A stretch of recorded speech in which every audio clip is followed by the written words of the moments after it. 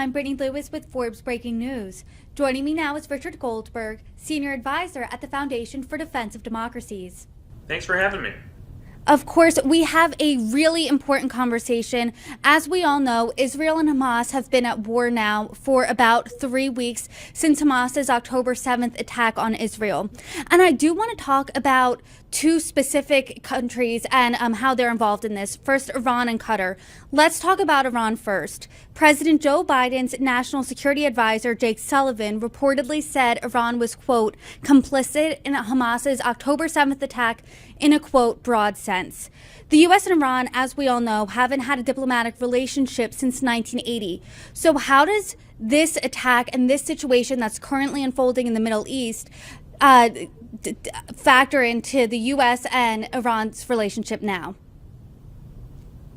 Well, I think it's a resetting moment for a lot of Americans who had fallen into a misperception and the policy direction of the last few years that we were able to have some sort of diplomacy with this regime that would moderate the regime.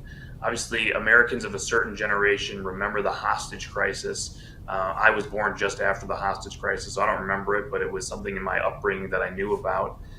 When you get a little older, you remember some very spectacular, horrific terrorist attacks directed by Iran through some of these proxies that you're hearing about in the news right now, like Hezbollah. We just marked the anniversary of the Beirut embassy bombings. Of course, we had the Marine barracks bombings as well in Beirut back in 1983.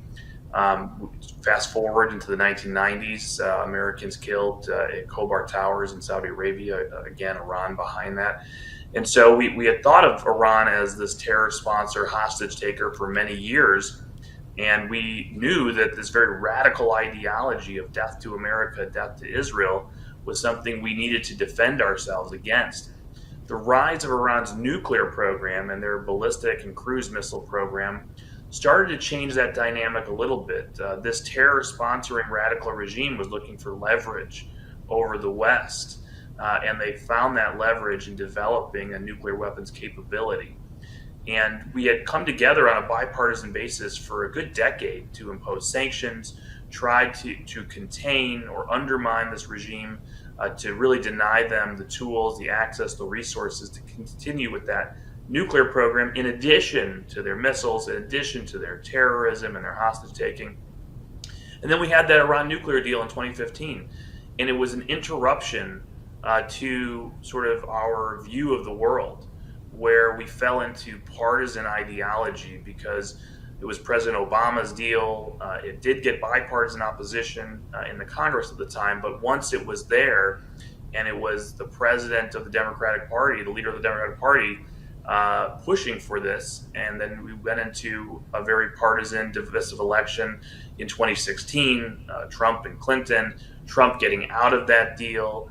So it became a very polarized issue all of a sudden, really just looking at the nuclear side of the equation. This is a moment, I think, to reset all those assumptions.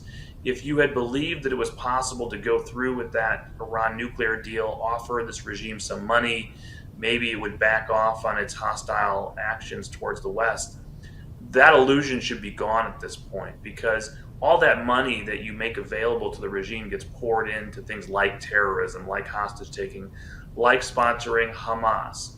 But the comment that they're responsible in a broader sense misses a little bit of the details here. They're also responsible in a very specific sense.